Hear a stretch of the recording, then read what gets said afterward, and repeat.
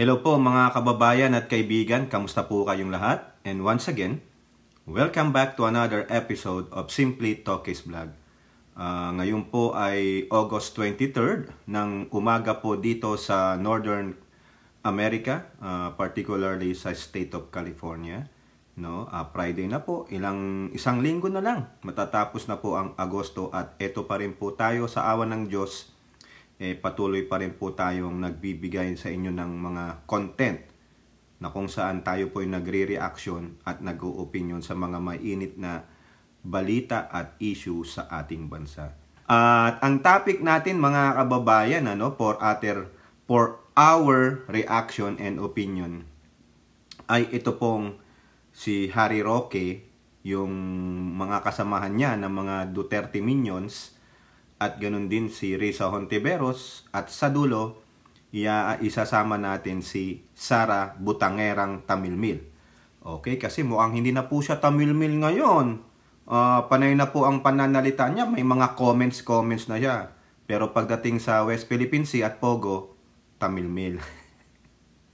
Pero bago po tayo magpatuloy, tayo po ay magbibigay pugay at pasalamat sa lahat ng ating channel members, followers, subscribers, nag-like at nagsishare ng ating videos, sa mga nagbi-video replay, nagsishare ng kanilang blessings, sa mga nakakasama natin sa live chat ng ating video premiere at live stream. Mabuhay po kayo and shout out po lahat sa inyo. Okay, ito po, meron po tayong i-advertising dito. Ako po ay nagpaalam na at meron po kasing yung video book. Bago to, video book. Hindi po ito yung actual na libro, video book, parang audiobook. Mga ganon, no? So, ito po, courtesy of Mami Peng. Hindi ko na lalagyan ng yan. Nagpaalam na po kay Mami Peng. Sabi niya, free to use. O yan, panoorin nyo muna sa mga hindi pa nakakapanood ang kwento ng kaibigan kong masiba, kwentong barbero ni Mami Peng. Volume 2 na? Talaga? May volume 1 pa pala ito. Bakit volume 2? Hoy, dapat ang nakalagay dyan, volume 1, 51B, ganon. Ikaw naman. Eto po. Magandang araw mga bata. Ako si Mami Peng at maghahandog sa inyo ng isang maikling kwento na kapupulutan ng magandang aral. Ang pamagat ng ating maikling kwento ay ang kaibigan kong masiba. Ang mga pangunahing tauhan ay sina Freddy Murquez, Charat Duquete at ang kanyang ina na si Aling Diga Duquete. May dalawang magkaibigan na ang pangalan ay Charat at Freddy. Si Charat ay isang babae na kilos lalaki. Si Freddy naman ay isang makisig, maginoo at mabait. Si Charat at Freddy ay palaging magkasama. Si Charat ay spoiled brat, ngunit okay lang ito kay Freddy. Isang umaga, habang naglalakad ang magkaibigan, may nadaanan silang nagtitinda ng sorbetes. Ang sabi ni Charat, "Freddy, tara, pili tayo."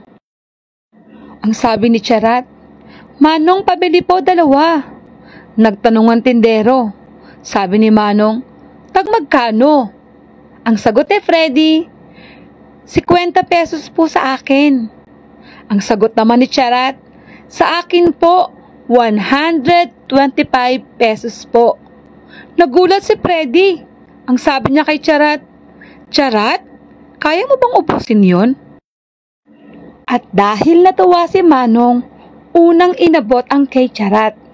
Nang makuha ni Freddy ang kanyang sorbetes, pagtingin niya kay Charat, ubos na ang sorbetes nito. "Hala, naubos mo agad?" Tatawa-tawang sabi ni Charat. "Hehehe, ang sarap eh." Ang sabi ni Freddy, "Grabe, naubos mo sa loob lamang ng 11 segundo."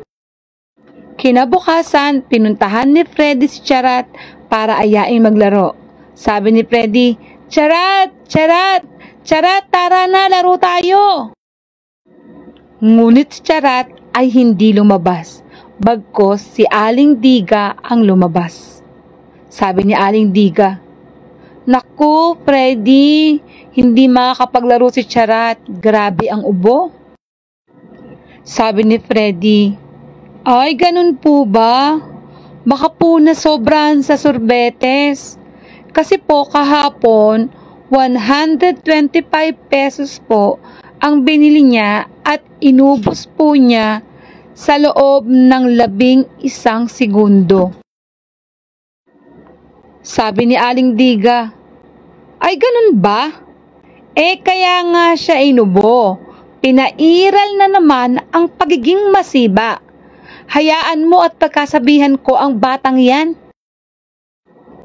Matagal hindi nakalabas ng bahay si Charat dahil lumala ang kanyang ubo.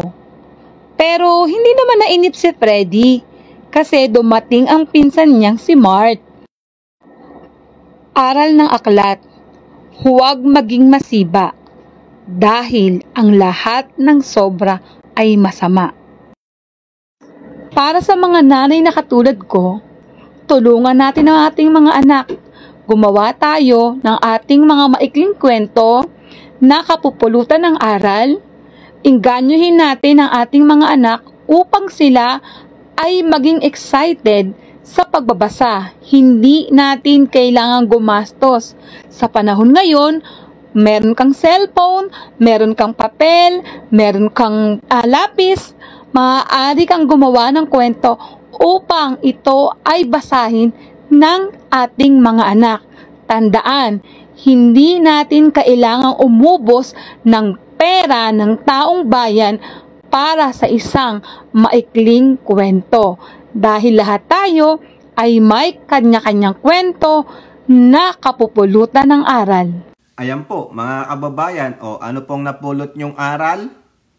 Huwag maging masiba kasi ikaw ay magkakasakit. Sa kapag kakain ka, huwag yung sobra-sobrang bilis, no? Tulad nung yung libro pong yan, yung audiobook ni Mami Peng. Para ka rin si Sarah, ha? Kulang-kulang ka din sa punctuation.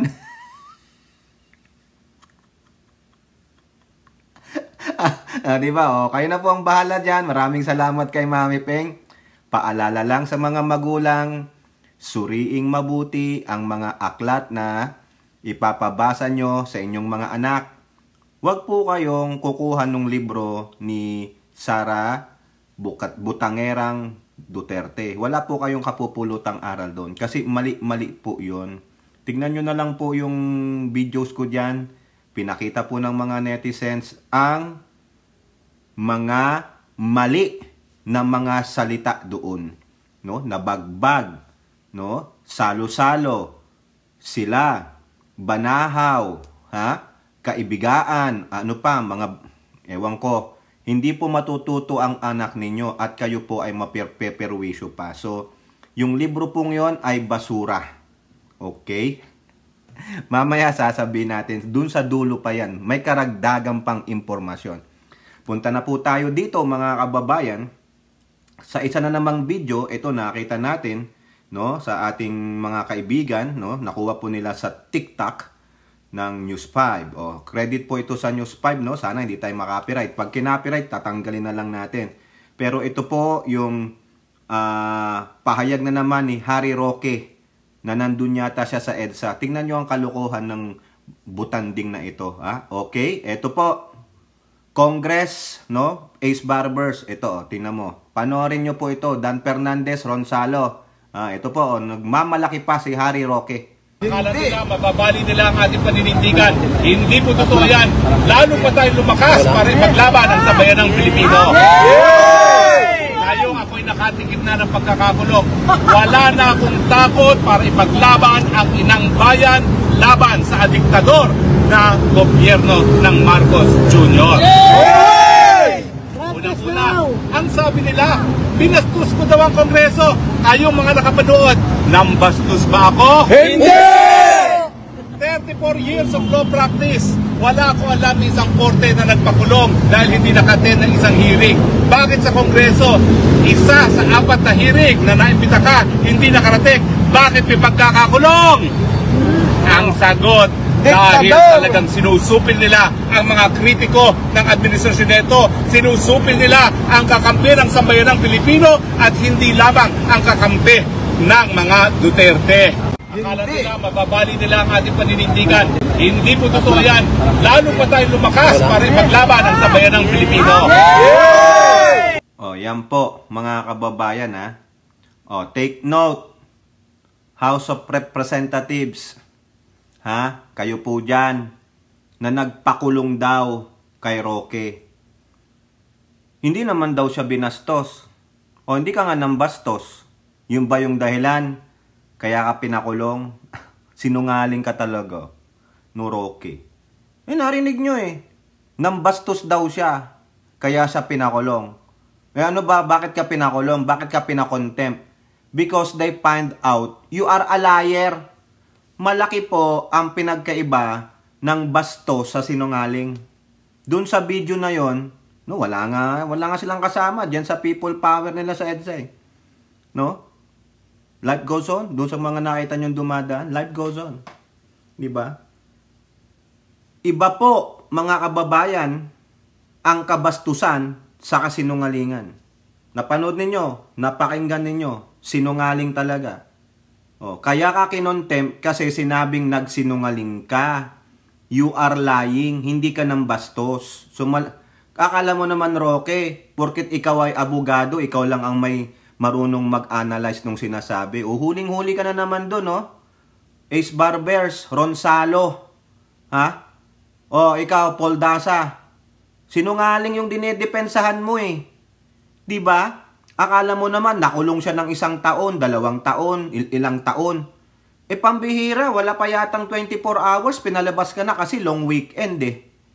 Tapos sinasabing may sakit ka. Eh, bakit ka nandyan sa EDSA? Kayang-kaya mo palang tumambay dyan. Ang init-init. O mamaya maulanan ka. Tapos nung nasa kongreso ka, para kang may sakit talaga. May medical certificate pa kayong dala-dala. Diba? Sinungaling. Mga kababayan. Oh, Ace Barbers. Nalusutan kayo? You are so lenient about your punishment for his contempt of lying to you guys. Ano nangyari? Tingnan nyo, pumunta dun sa kalsada. Kala mo talagang basang sisiw siya dun sa hearing. Yung pala, nagmalaki pa. After napakawalan ninyo, winaluwal pa kayo. Sinasabi pang diktador ang pamalaang Bongbong Marcos. Paano naging diktador? Di sana kung diktador, wala kayo dyan sa kalsada. Di ba? Sinusupil daw ang karapatan ninyo. Pinapatahimik kayo. Ba't kayo nandyan? Di ba sinungaling lang, mga kababayan? Nakita nyo yung naratiba niya? Ngayon, nakaranas na akong mabilanggo. Saan ka nabilanggo? Saan ka nakabilanggo? Ha? O saan ka binilanggo? Kasi past tense na eh. Saan ka binilanggo? Sa Congress? Di aircon yun. May tulugan kang maayos. Sino kasama mo? Nabilanggo ka ba sa city jail? Nabilanggo ka ba sa police station? Na para kayong sardinas doon? Na ang kondisyon nyo ay very harsh? Minsan wala pang electric fan? O nag-aamuyan kayo ng mga putok baho nyo doon?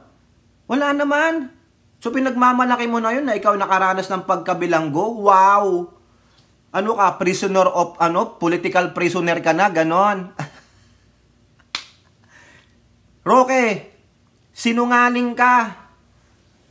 Hindi sa kinulong ka doon sa Congress dahil nambastos ka. Hindi. Nahuli kang nagsisinungaling. Gago. O, ngayon magmamalaki ka. Nasaan ang sakit mo? Kung may sakit ka, bakit ka nasa kalsada? Nagsisumigaw kayo dyan. Ulitin ko, bakit sa Kongreso may dala-dala kang medical certificate, dinadahilan mo, may sakit ka, may ganito ka. Pero nandiyan ka sa kalsada, di ba? Gago lang. Pinagtatawanan kayo, Ace Barbers, Benny Abante, Representative Paduano, Dam Fernandez, at sino-sino pa na kayo binigyan nyo ng leniency 24 hours lang. After that, ginago na kayo. Ngayon, may babala po si Barber sa kanya. Ha? Kasi ito si Roque, bago ko sabihin sa inyo tong article na to, itong si Roque, ang sinasabi niya, ang tapang talaga. Ang sabi niya dito, ayan sa Global Daily Mirror. Kasing linaw ng tubig sa balon. Isa itong demolition job. Ayan. The honorable men and women of the 19th Congress found me guilty of one crime. An absence to a House Committee invite. We will not bow them to political pressure. Sinungaling Hindi sa absent ka doon sa isang committee, sa isang hearing. Hinatulang ka ng contempt kasi nga sinungaling ka. You're lying. Ba't hindi mo sabihin ang totoo? Na ako ay natulan ng contempt kasi ako ay nagsinungaling. Ito, tapos sasabihin mo, demolition job. Bakit demolition job? Anong i-demolize sa'yo? Diba? Sumisigaw ka nga ng dictatorship itong administrasyong Marcos. Paano naging diktador? Sobra-sobra na nga ang freedom of speech mo? Hinahayaan ka lang? Political pressure? Sino nagpi-pressure sa'yo? Diba? O ngayon, ba't hindi mo sabihin ito sa Congress? Pag inimbitahan ka ulit, sabihin mo ito. Kayo dyan, the men and women in the 19th Congress, he will not bow to your political pressure. Ba't hindi mo sinasabi yan? Sa harapan ni Representative Luistro, habang kini-question ka na, sabihin mo, Madam Chair, you are politically harassing me. Sabihin mo nga yan sa harapan nila. Kasi ang tapang mo magsalita, paglabas mo dyan Ang tindi ng paninira mo Di ba, mga kababayan? Bakit hindi niya masabi yan? Ang tapang-tapang mo. Ang tapang mo sa kalsada, pero pagdating mo sa hearing, para kang basang sisiw. No? Ano yon? The two sides of Harry Roque? Di ba? Ano ka? May schizophrenia? O ano ba? Bipolar? Carclea? Ano ba yon? Sagutin mo nga yung Carclea. Huwag kang tutulog-tulog dyan. O ngayon, ito namang si Barbers, puro ano lang, puro leniency, puro ganito ang gagawin pinapaalam niya pa kay Roque, huwag niyo nang ipaalam. Para kung nagkamali ulit siya, then you strike him. Strike him hard, ganon. Ang ginawa niyo, binigyan niyo ng leniency. Takot pala kayo, dahil sa takot niyo sa kanya, ngayon nagkaroon lalo siya ng lakas ng loob na lalo kayong birahin.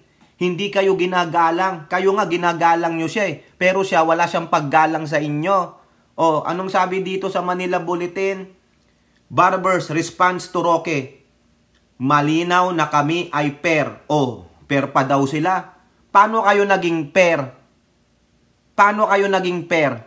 Sa 24 hours lang? Hindi pair yon. Congressman Barbers, unfair kayo sa ibang mga resource person na kinontempt ninyo na hindi lang 24 hours ang binigay nyong pagkaka-detain nila dyan sa Congress. Hindi per yun. No? Halatang halata po kayo. Ang sabi dito, he can say whatever he wants to say. Yun nga, yung demolition job, I will not bow to their political pressure. I will not dignify that. Sabi ni Barbers. Personally, I will not dignify kung ano yung rason niya o ano yung sinasabi niya. Kami ay malinaw na kami ay pair. Yan, binigyan ka pa ng fairness Roque Sobra-sobrang fairness yung binigay sa'yo. Grabe ka. Tapos ngayon ngumangaw-ngaw siya, Barber. What you gonna do? Diba mga kababayan? Ito pa ang sabi ni Roque My 24-hour detention is unwarranted. Simply, it is an abuse of power. Mga abusado pala kayo. Sabi niya, tingnan nyo, sinisiraan talaga niya kayo. It is political harassment. Ayun, pare-pareho po sila ng lintaya ng mga Duterte. No? Saka yung asawa ni Tamilmil. Ngayon, meron na pong abiso. May paalala si Barber sa kanya. Tingnan mo na, binibigyan ka pa ng abiso, Roque, Hindi nila ginawa ito sa mga, mga ibang resource person. Anong sabi ni Barber? Barber said that the next squad meeting hearing is set on August 28. Roque is once again expected to attend the proceeding. So, ayan. as if the lawyer will get a harsher penalty the next time he commits a contemptible act. Ayun ang sabi. Yes, yan ang patutunguhan kapag may bagong contemptible act si Harry Roque. And we will have to ask members of the Quad community, including the co-chairs, kung anong decision dyan. Oh, ayan na naman tayo eh. Don't make false excuses because we mean business, because national security at stake. We hope that we will invite as resource person will be cooperating. O ano sasabihin nyo ngayon sa kanya tungkol sa sinasabi niyang pinopolitical harassment nyo kayo? Abuse of power siya. O, di ba? O, eto pa. Labas tayo kay Roque. Nag-iingay po yung mga kasamahan nila Duterte, yung mga minions niya. 'Di ba? Idinadawit si Digong no doon sa pagpatay sa 3 Chinese drug lords diyan sa Davao City Penology, ha? Nung dalawang yun nga, bilanggo. Ginawa nilang hayop yung pinatay nila. Ngayon, anong sabi ni Panelo? Another one, pareho po ang lintayan nila, kaya nga linyahan nila eh. Sabi ni Duterte, si Sara Duterte, para maayos po ang aming linyahan. Political harassment and, anong sabi sa Manila Bulletin headline? Linking ex-President Duterte in murders of 3 Chinese detainees, a demolition job on Duterte. So, ayan, demolition job daw po. O, kunin na lang natin yung quote card dito sa Global Daily Mirror. Napakaliwanag. Kasing liwanag ng sikat sa araw na talagang pinagkakaisahan siyang ninyong sirain. Hamakin ang mga Duterte, lalo na yung mag-ama. O ayan, sinasabi niya. Ha? Sinisira, demolition job, mga kababayan. Okay? So ang tanong, naniniwala ba kayo? Naniniwala kayo na dinedemolition job sila? Eh kayo nga sumisira sa sarili nila eh. 'Di ba? Sila ang sumisira diyan. Anak ng siopa, grabe. Ang lakas. Linyahan lang.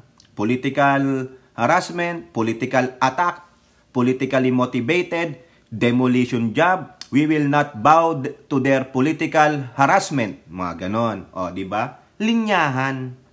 May script. Kayo talaga, O, hindi na kayo nasanay dyan sa mga yan. Di ba? Tama, mali. O, sige nga. Kayo ba, naniniwala kayong diktador ang gobyernong PBBM? Di ba? Sinusupil ba ang karapatan nila at kalayaan nila sa pamamagitan ng yung kanilang free speech? Freedom to assemble? O di ba nandyan sila Nakakapagsalita nga si Roque.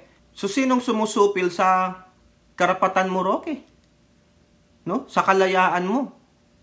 Sa yung freedom of speech? Wala naman. Sinungaling lang kayo. Kayo na mismo. Ha? Kayo mismo ang sumisira sa inyong kredibilidad. Kayo nga ang nagpo-political harassment.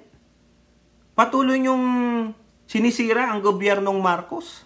Pero wala namang naniniwala sa inyo. Why not? Lumaban na lang kayong senador o politiko sa 2025. Para at least kung manalo man kayo, di maging kayo, kumampi kayo sa minority, maging oposisyon kayo. Tingnan nyo ginagawa nyo, nasa kalsada ka. Wala naniwala sa inyo eh. Namimilit kayo eh. Kayo yung diktador. No? Tapos, kung ano yung ginagawa nyo, ibinabaling nyo sa gobyernong ito. Nakakabwisit kayo. Di na lang kayo mag-fade away. No? O now, eto naman. May isa naman na ginawa ng katarantaduhan. Si Senator Hontiveros, ginawan po siya ng kalukuhan. No? Ito po sa balita ng Manila Bulletin. No? Kasi meron pong naglabas ng picture na katabi niya daw si Alice Go. Ayan po, ito sa itong account na ito, alam ko peke ito eh.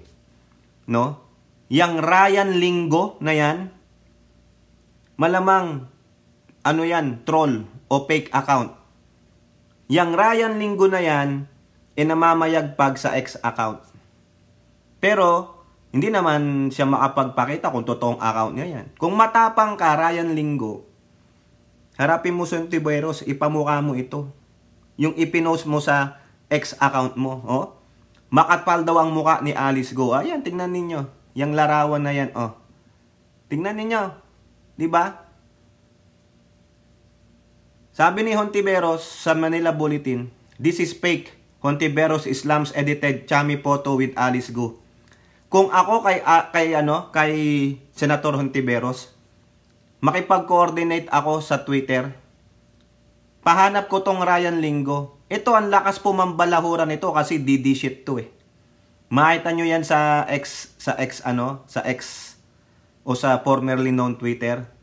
Lahat yan, binabalahura niya kasi nga DD shit yan. O ngayon, kung ako kay Hontiveros, pahanap ko yan. Oo, fake news yan, no? Dapat managot siya. Ginawan mo ng fake news ang isang sitting senator. Pahanap ko yan sa DICT o sa MBI. Iiyak yan.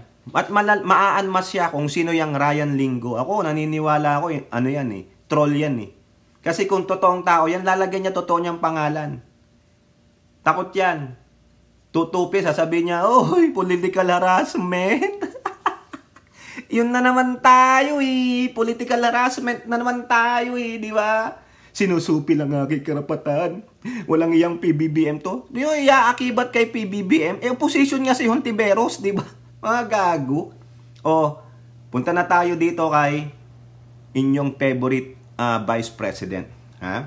Kasi po, yung palang libro niya, na sinasabi niyang kinakailangan niya ng 10 million pesos para sa libro. Yung libro naman po pala, mga kababayan, noong pang nagawa niya na noong 2023. Tingnan, may nakita kasi ako mga kababayan. Ito ano ba ito? Hindi yan, kay Mami Peng yan eh. Ayan tignan ninyo. Para sa lahat ng batang Pilipino, November 2023. Ha? Bakit hindi ka na lang nanghingi ng budget mo dyan nung 2024? Diba? O siguro na-deliberate na yung budget. Why not? Kinausap mo ang Congress para mag-set aside ka, baguhin yung budget mo. O diba? November 2023. After natanggalan siya ng CIF, isinulat niya yung libro na yan. Pambawi sa Congress. Patama sa Congress. Tapos, hihingan mo ng budget. Yung libro na ang pinatutungkulan ay ang Congress. Di gago ang Congress. Pag pinondohan nyo yan, kayong nasa Congress ngayon, gina-justify nyo lang yung sinasabi dyan sa libro. Na kayo yun. Diba? Wala kayong kwentang kaibigan. Yan po. Di sana kung gusto niya talagang ilabas yan, dapat humanap na lang siya ng sponsors niya, ng publisher's house na magpro-produce niyan. Diba? Para at least walang masasabi ang nasa gobyerno. Walang masasabi ang taong bayan na gagastusan ka ng 10 million para lang dyan sa walang kwenta at basura mong libro. November 2023, Tapos sisigaw kayo ng political harassment. Politically motivated. Kayo yun, After na ni-reject ang CIF mo, you wrote a book. That's politically motivated. Politics. Bitter ka lang. Butangera ka kasi. Gaga ka Diba? Utak burak ka kasi. Yan po yun, mga kababayan. Kita nyo? Yun ang sagot niya Tapos, ang presyo pala ng kada isang libro na printing niyan ay 50 pesos. Sa 50 pesos, ang tatanggap daw ng mga libro projected nila is 200,000 students. Isasama dun sa pamimigay nilang bag. Yun daw ang programa ng kanyang opisinang OBP. O di kaya yung sa DepEd pa siya. O wala ka na sa DepEd discrap mo na yan. Ibigay na lang yung pondo na 10 million, idagdag doon sa DepEd. Pero doon yung kunin yung libro niya. Basura Puro mali Diba? Tagalog na nga, mali pa grammar. Mali pa ang sentence, construction ng sentence. O diba? 50 pesos? Wag na. Pambili na lang ng bigas. Makakain ba libro niya? Gamitin yung panggatong. Di ba? Gina-justify nila kasi 50 times 200,000, ayan, 10 million nga naman. Di ba? Tapos hindi daw early campaigning. Bakit may mukha siya dun sa likod? Bakit nakalagay OBP at saka DepEd? Ano purpose ninyo? Di ba? Kayo, justifiable ba? Naiimprenta pa yan? Sunugin nyo na lang, sabi ko sa inyo. Basura nyo na yan. Maganda pa yung libro ni Mami Peng, yung pinanood nyo kanina. Audiobook lang yun, ha? Audiobook, walang imprenta. Hindi nang hihingi ng 51 billion or 42 billion si Mami Peng. Libre pa. Di ba? Kaya wag kang masiba. Tamil-mil, 10 milyon? Ang tanong, siguro kaya nanghihingi ng 10 million sa gobyerno kasi pinaghirapan ko na, sige na, bigyan nyo na lang ako ng honorarium, pinaghirapan ko yung katangahan ko. Wala sigurong publisher's house na yung gustong iimprenta o mag-sponsor kasi mali-mali. Walang originality. Tingnan nyo. Sa Philstar din, children's publishers decry excessive cost of Sarah's self-authored book. Excessive, hindi ako nagsabi niyan. In a time of slumping morale among reading advocates in the Philippines, BP planned 10 million pesos print of self-authored children's book is souring the mood of children's book publishers. Ang pakla. It's an excessive and self-serving, ibig sabihin selfish, endeavor for one independent publisher and a wasted opportunity to support existing writers for another. Correct, hindi naman siya writer. Dapat in collaboration na lang sinabi niya. Ang masama, iba pa yung nagsulat, tanga din. But above all, they ask, why should the government cough up millions for Duterte's own children's book? 2 children's book authors and 2 independent publishers told Philstar.com that children's book writers often struggle to get their work into the hands of young readers because of the high cost of production and limited runs of local publishing houses, which contribute to steep book prices. Ayun daw po. This is why the estimated 10 million pesos cost of printing Duterte's book has brought into sharp focus the government's limited funds to support local author, publication cost, tama naman. Bakit siya papaboran? Tapos yung mga local writers natin na magagaling pa sa kanya, hindi mabigyan ng pansin ng gobyerno. Tama. Di ba?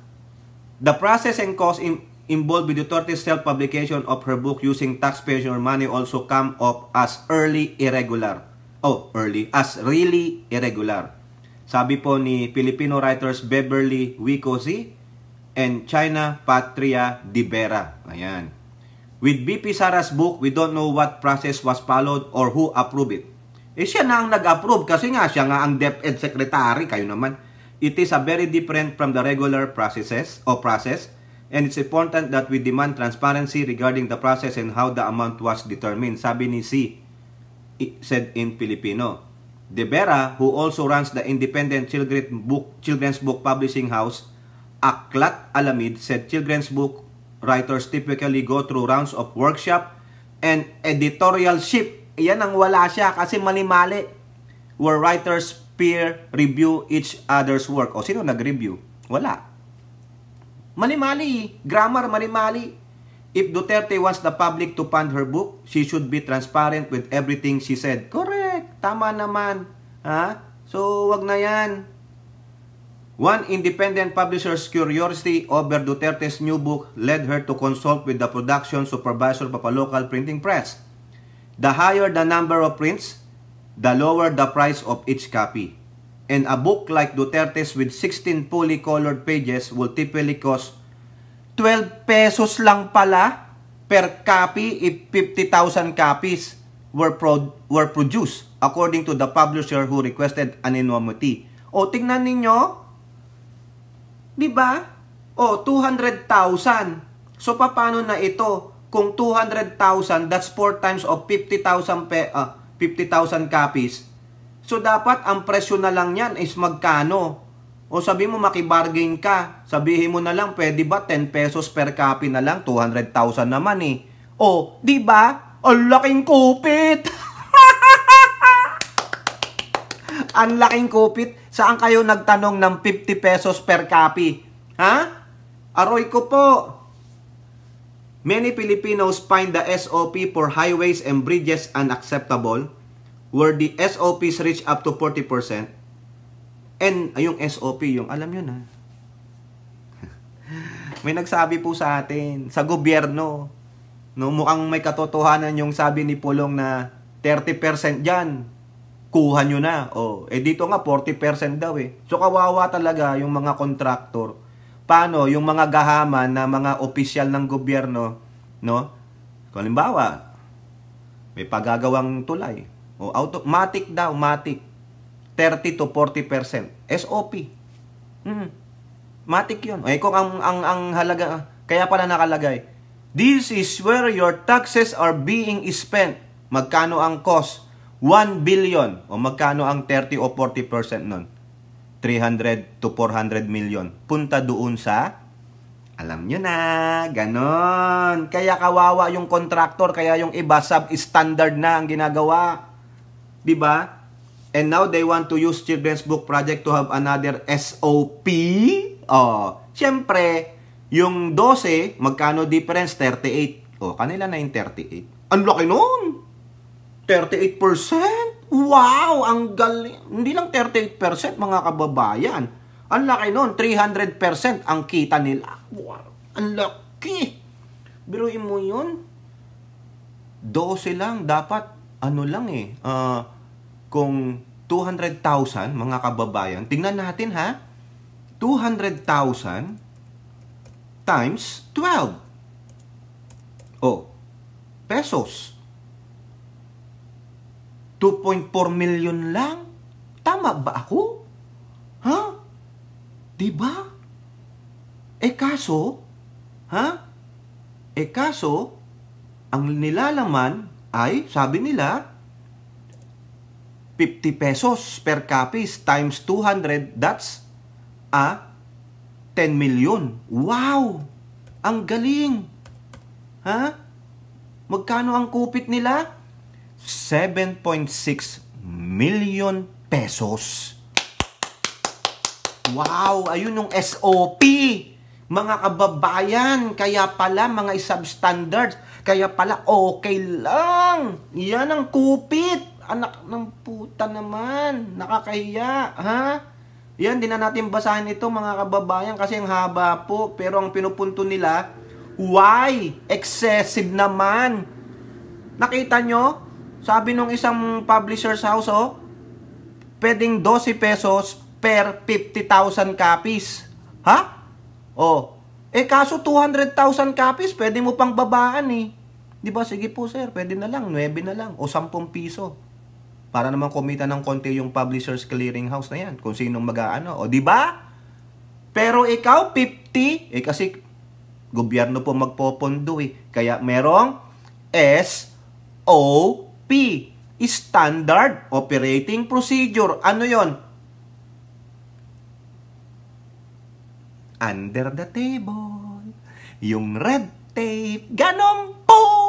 Tanong nyo pa sa mga nagkokontrata sa mga gobyerno, sa public.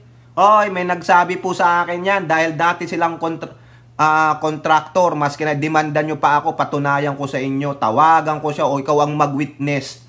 Pamilya nila nag-contractorship sa gobyerno. Ay nako, kawawa po sila. Kaya pala minsan yung mga daan-daan pagkagawa umukab na kasi tinipid yung budget para namang kumita sila. Kasi yung bulto ng kita dapat nila napunta doon sa mga gobyerno ng gobyerno. Yung opisyal ng gobyerno. Halimbawa lang si sekretary, tapos si sekretary si ASEC. Sino yung humahawak ng project? Yung project manager. Kasi po sabi ni Sek, dapat meron daw siyang bagong dapat daw may bagong bagyong kanyang kabit. Gusto daw po kayong makausap ni Asay kasi nandun siya sa Makati, nagkakape. Alam mo na, ikaw lahat yun. SOP yun. Pangulong Marcos. May nagsabi din sa akin na kaya kayo dyan sa Malacanang. Nakaw. Nagiging ano tayo dito para tayong si Hitad Mukhang mukhang nagkakabukingan na. Sa Malacanang, marami dyan. Sige. Magkano ba ang akin dyan? Para kay ano to? Uy, pagkano to? Para kay ninang ito. 30%. Putang ira. Ay, pasensya naman. Sabi ko, babawas-bawasan ko na yung pagmumura ko ng 1% Hindi maiwasan Totoo. Ngayon nga tumaas na. Instead na 30, naging 40 na. Talong-talo talaga.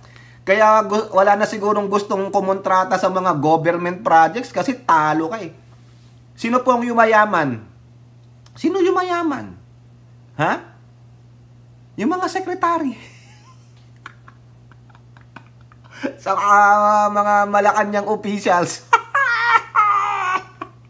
Payola. Di ba nga sa traffic na lang pag nahuli ka Di pa kasi ako nanananghalian. Wala akong pambiling gatas ng anak ko Ano ba gagawin natin dito, sir? Narinig mo yan. Sir, ito na lang. Hindi nga lang 30% yan, pero I think sapat na yan, pambili mo ng itlog. Di ba? May nagsabi sa atin, kaya nga, tumigil na silang maging kontraktor kasi talo sila. Ang yumayaman, yung nasa gobyerno, ang gagawin lang, pipirma lang, kunwari, ikaw ang nanalo, Hindi po, kami naranasan din namin Dati kaming nasa consulting firm, nasa computer programmer po ako. Yung kasamahan ko, business siya. Nagbibenta sila ng printing machines, office machines. Nakapagbenta siya ng printing machine para sa bangko, ipiprinta yung passbook mo. Walang program. Sabi niya, alika, gawin kitang programmer, tayo-tayong business. Nagtayo kaming business, pina-register namin sa Manila. Nako, kung ano-anong mga red tape ang nandun. Tapos yung purchasing manager doon sa company na kami, kunwari ang nanalo, kami ang pinili kasi nilagayan ng nilagayan. Yung mga bagong cellphone noon, sasabihin niya, tatlo asawa niya.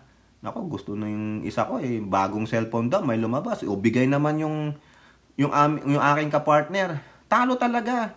Ang kontrata lang namin, 150,000 Tapos, sabi pa nung purchasing manager sa akin ng 10%. Kita nyo? SOP. Wala man siyang ginawa. Pumirma lang siya, in-endorse niya lang, ito, tapos. Ano kung magkano nakuha ko doon sa 150 o minus 15,000, 135. Ang nakuha ko lang, 30,000. Wala Ganun po ang kalakaran. Paano pa yung mga billion-million na kontrata? Kaya magtataka kayo, yung bagong gawang tuloy, bakit may crack na dyan? Bakit yung bagong gawang kalsada nyo, binubutas ulit? Parang magkapera ulit. Di ba? Tama, mali. Nakuha nyo yung pinupunto natin. Bakit 10 million? Sabi nung isang kasi may SOP. Kasama na ang SOP, 40%. Di ba nakuha mo, Elora? Nagets mo, Elora, yung sinasabi ko? Siguro alam mo yan. RN2 cents, ikaw, alam mo yung SOP? Sige, usap tayo. Kayo may kailangan sa akin. Gusto nyo manalo ng kontrata, ako yung nag-a-award ng bid. Ako yung pinagkakatiwalaan ni boss. Pag sinabi ko kay boss, itong maganda, ito mas mura, ito kunin natin. Maniniwala na lang si boss kasi trust niya ako O pag sinabi kong, natipuhan kita, Ikaw ang malakas Kumbaga, niligawan mo ako nililigawan niyo ako. Pero ang titignan ko kung sino yung mas malakas magbigay sa akin. Di ba ganon? Ganon nangyari sa amin Doon sa unang kontrata namin, yung kaibigan ko magaling kasi business yun, salesperson siya Alam niya ang gagawin niya. Inawitan niya ng inawitan hanggang sa inaward sa amin. Sabi nga sa amin, alam mo bro, kayo nga lang ang pinakabago Kayo lang dalawa Yung mga iba, nalaking kumpanya pa Pero pinili ko kayo. Dahil, bigay lang bigay. Sabi niya, meeting tayo dito ha. Sa Ayala, nandito ako. Usap tayo. Nung tinanong ko pinag-usapan niyo, wala, buhay-buhay lang. Gusto niya bumili ulit ng bagong cellphone. May bagong bukas daw. Meron ka ba nun? Ayun, may kakilala ako sa diyan yung sa may customs. Doon, oo. May estudyante kasi ako, mga nag-aaral sa, yung mga tatay, mga parents tatrabaho sa custom. Alam nila bumabagsak Diba? Lalo na dyan sa recto, sa Quiapo, nako, ang dami dyan. Nung panahon ko dyan, sa recto, nako, sawang-sawa ako sa mga, lalo na yung mga computer, yung mga bagong software, antivirus. Wala pa sa market, kami meron na. Diba? Ang nakukuha niyo punto ko, the word SOP. Magkano ang SOP sa 51 billion? Polong. Tanong natin sa mga taga Malacanang. Kayo dyan, magkano SOP? Naalala nyo yung bentahan ng posisyon sa cabinet member? Meron! Di ba? Tamilmil, gusto mo ring makabawi may SOP ka, 12 lang pala. Per 50,000, sa'yo, 200,000. So, that's 4 times. Dapat sabihin mo na lang, pwede ba 9 o 10 na lang? O, hindi. Paano pag sinabing 9 or 10, pero 10 million pa rin hingi mo, ang laki nun. Di ba? Kung 200,000 times 10, o 2 million lang. Pagkano yung kanya? 8 million. SOP po yun. Huwag kayong magagalit. Ha? Kung magagalit kayo, bulag kayo. Alam nyo naman yan, sa gobyerno, SOP. Sweetik Opera. Hindi O yun O. Sweetik Oko sa pera. Di ba? Ano pa bang pwede nyong sabihin sa SOP? Sige nga, pakitulungan nga ako.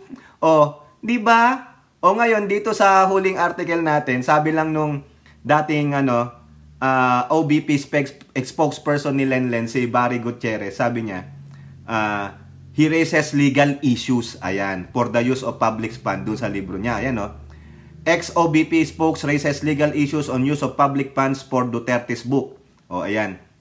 If you're using government funds to publish a book you wrote, it straddles the boundary of what is prohibited under the Anti-Graft and Corruption Practices Republic Act 3019.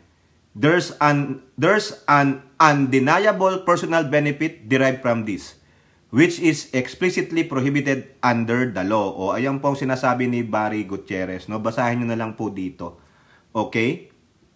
So, isipin ninyo, Siyempre, yung mga dilaw, mga mengs, kokontra talaga yan kasi they hate Dutertes. Pero, wag nga kayong hipokrito, kayong mga dilawan, mengs at anti-Marcos. Alam nyo naman siguro yung mga SOP. Kayo naman, para naman kayong bulag-bulagan. Mga hypocrites naman kayo. Diba? Kayo po, mga kababayan, ano pong masasabi ninyo? Huwag nyo akong hihingan ng SOP,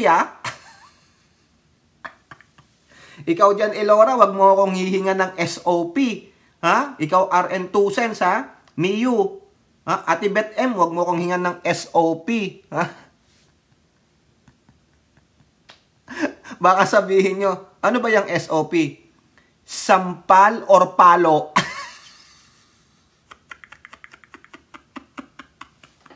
Okay? O kayo po, comment down below and don't forget to like and share. Hope to see you on the next videos. Bye-bye. God bless.